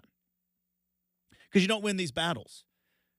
And I said all of that to say, even a guy whom we regard as, if not the best coach in the league, one of the best coaches of the last 10 years in the NBA, one of the best coaches in the last 10 years, the most successful coaches, not one of, the most successful coach in the last 10 years, won 4 championships, Steve Kerr. What was Steve Kerr doing before he got hired by the Golden State Warriors? He wasn't coaching. I'll tell you that right now. You go to his Wikipedia, take a look. Career history as a player, yep, a lot of different stops, a couple championships in Chicago. Had a run at the tail end of the Jailblazers here and finished his career with a couple more championships with the San Antonio Spurs. Went into the front office and ownership of the Phoenix Suns. Was average at best GM. But the Phoenix Suns team that Steve Kerr had a hand in building. That led to many, many non-playoff years. Ultimately, to where he left the Phoenix Suns. And where did he go? The broadcast booth. Didn't start a podcast because podcasts didn't exist back then, or if they did, they were not what they are today. But Steve Kerr came from the microphone, former player, had a stint as an executive, was not very good at it, traded for an aging Shaq, essentially traded away the core of that Phoenix Suns team that was an NBA contender back in the mid-2000s. Walked away. Who knows if it was mutual? Who knows if it wasn't? But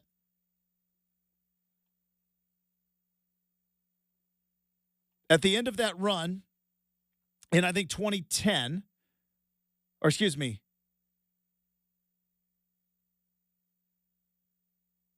in 2010, Kerr leaves the front office, goes to the broadcast booth.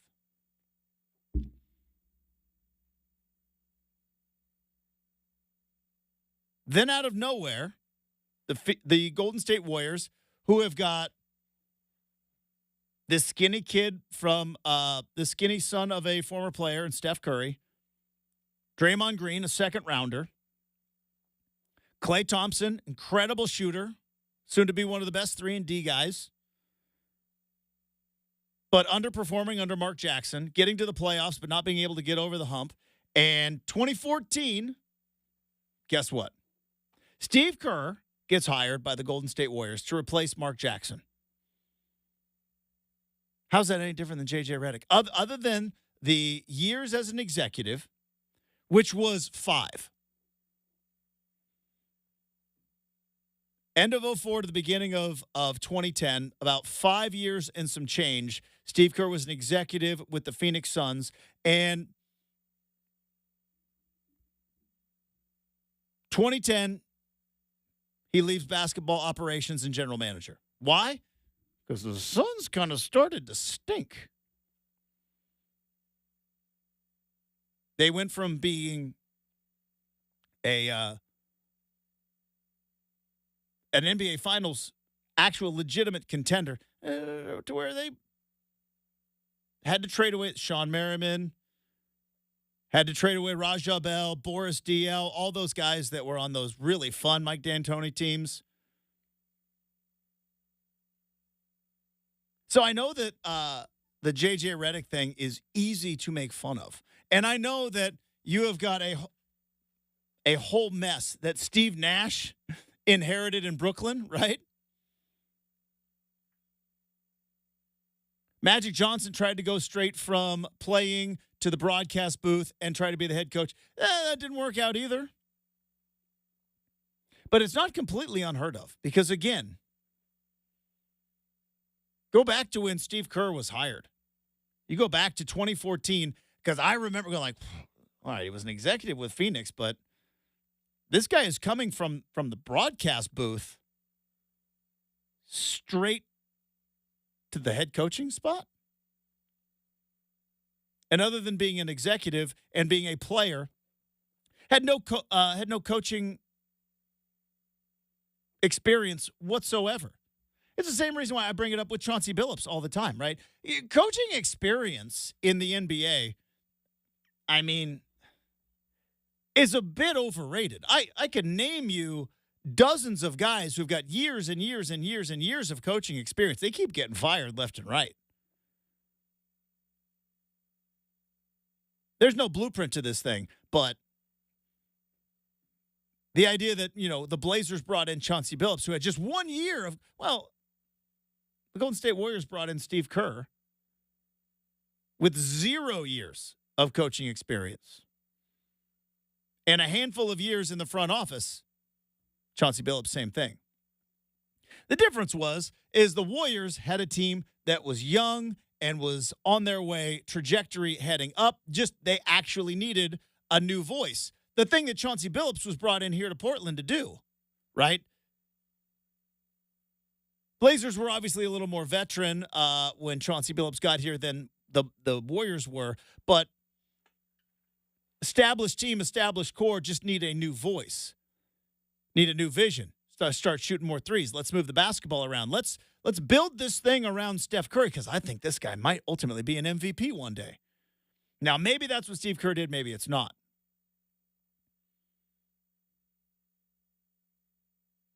But it's easy to sit and laugh and be like, yep, LeBron wants to hire his friend, and maybe that's exactly what's going on. I don't think it's as silly as we're making it out to be, though. Because it was kind of a joke in 2014 when Steve Kerr got hired.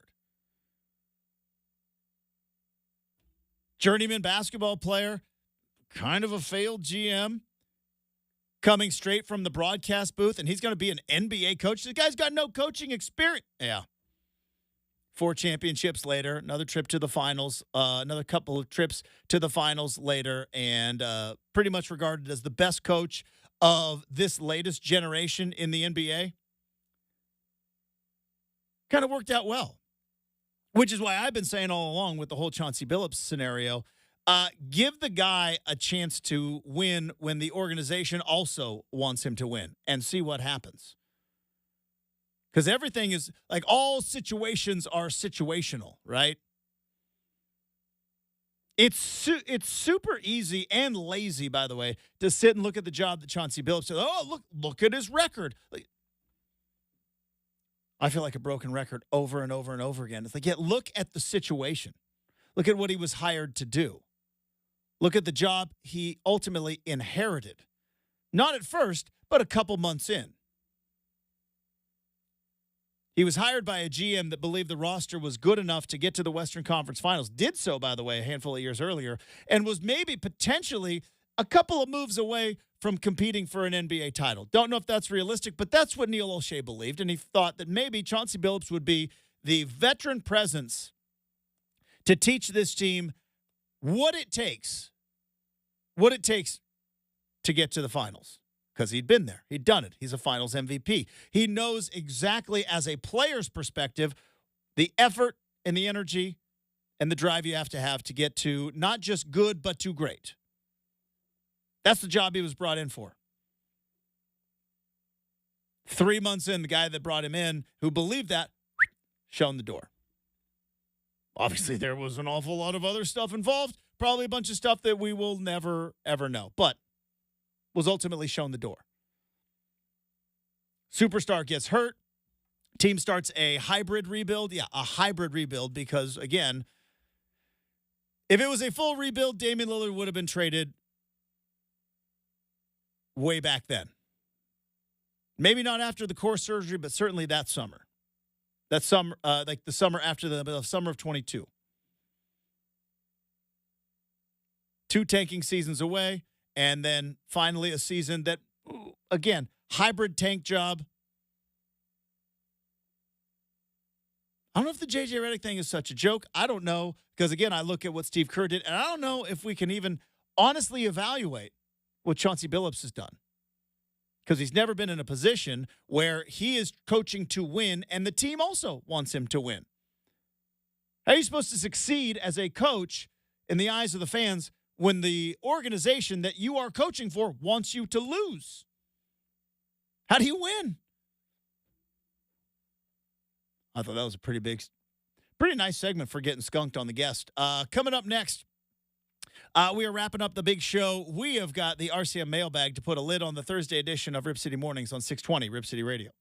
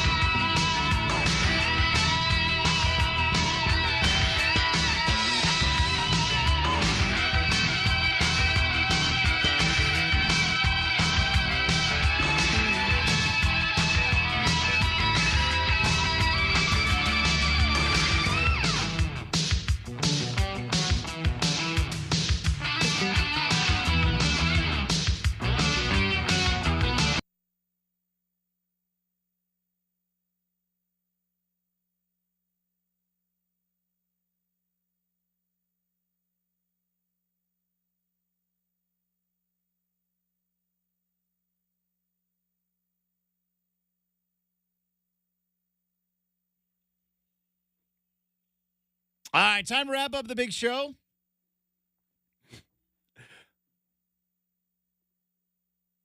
The weirdest stuff you come up with, Shacker. I just it amazes me. I mean, Those country music. That is not. No, it is not. That was a parody. That was a joke. That was a shot. Now it might not be inaccurate, but clearly a parody. No, that was David Allen Coe. Some of the interesting stuff you come up with, though. So it is now time to put a wrap on the big show. It is time for random questions, any subject, any topic. I won't duck the tough questions. Shacker puts me to the test with that segment, or with that statement, I should say. So let's fire up the mailbag.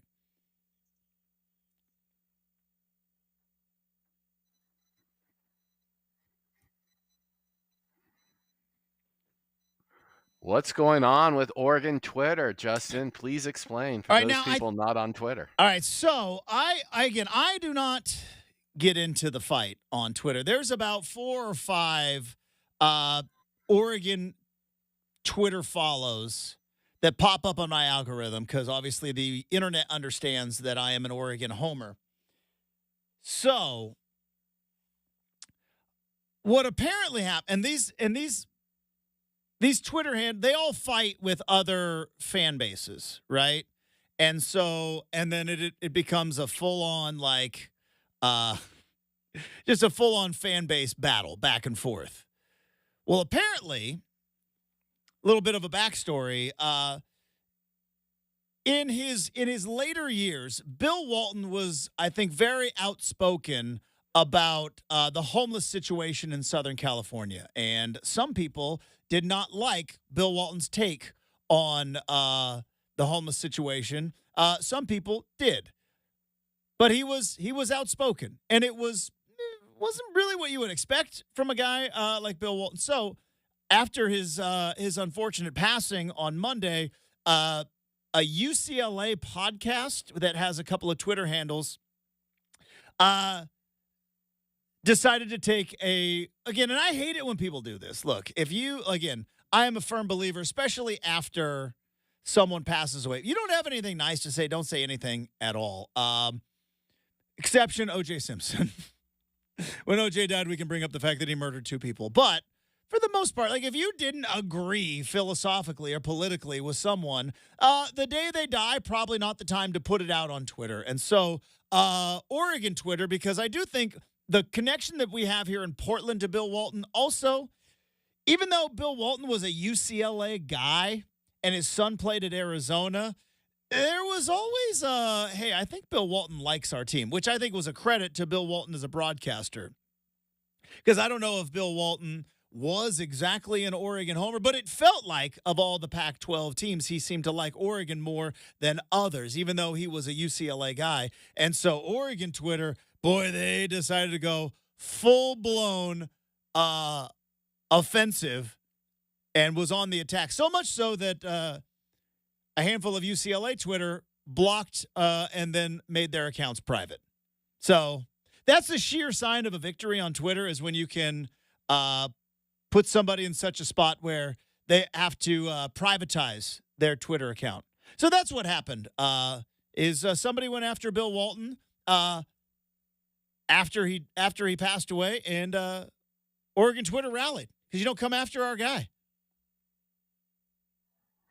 All right, I'm trying to follow it. So he's an Oregon guy, not a UCLA guy? Because of his time with the Blazers, and I feel like most Oregon fans because he called a lot of Oregon basketball games. He called a lot of Pac-12 games, but it always felt like, because of Bill Walton's time in Portland, he had like a connection. And a lot of Oregon fans are also Blazer fans, and they did not, which was ironic that the account that decided to throw a cheap shot at Bill Walton after he passed away over political policy, which is one of the dumbest things you could throw a cheap shot at somebody for, was a UCLA account and a UCLA podcast. Yeah, that's what makes it confusing. Yeah, no, it's very confusing. I probably didn't even do it justice trying to describe it. Do we got one more before we wrap up the show? Yeah, one more. So you're talking turkey. And Yeah. you got questions about turkey. If you're making a leftover turkey sandwich, with the stuffing and cranberries, do you also put in condiments like mustard and mayo and any other condiments? You know what I would If there's cranberries. If there's cranberries, I go mayonnaise, and you know what else I do? Call me crazy. I throw a little gravy on there. Turkey, stuffing, cranberries, a little bit of gravy. I am getting very hungry now, even just thinking about it. Maybe some, like, if gravy is not available, mayonnaise only. I don't think the mustard goes with the now, if you only have, like, if you're not going to throw on the cranberry, and I don't throw on the cranberry on the turkey sandwich. I've had it, don't hate it, don't love it. I would mostly just go and try to recreate Thanksgiving dinner, but between two slices of bread. If it was just turkey, right? Turkey, lettuce, tomato, I would go mayonnaise, mustard. But if it's turkey with stuffing and cranberry and there's no gravy available, I just go straight mayonnaise. Are you where are you on mayonnaise? Mayonnaise seems to get people in a tizzy. I love mayonnaise. Yeah, you can put it in salad dressing, and it's great in sandwiches. And dips. You put it in a dip. You take a little bit, put it in your hair. What do you think keeps it up there, Slick? Yeah. It's not a sandwich without mayo. Where are you on Miracle Whip? Have you? I'll eat it if it's there, but I ain't gonna buy it. Not gonna buy it. I'm the same way. Do you remember the first time? I very much remember the first time I went to a friend's house. Mom was making bologna sandwiches, and they had the Miracle Whip instead of the mayonnaise, but they called it mayonnaise. That was a weird time. They'll send your taste buds on a loop-de-loop. So, yeah, you want a bologna and mayonnaise sandwich? I sure would. Can you throw some Kraft singles on there, too? 100%. And you're like, what is this weirdness? Oh, yeah, that's a Miracle Whip. They call it mayonnaise, but it's not it. But I'm with you. I'll deal with it, but wouldn't be my first choice. All right. Hey, that's going to do it for the show today. Thanks to Joe Gunderson from Scoop Duck for joining us in the second hour. Thanks to Michael Shacker in the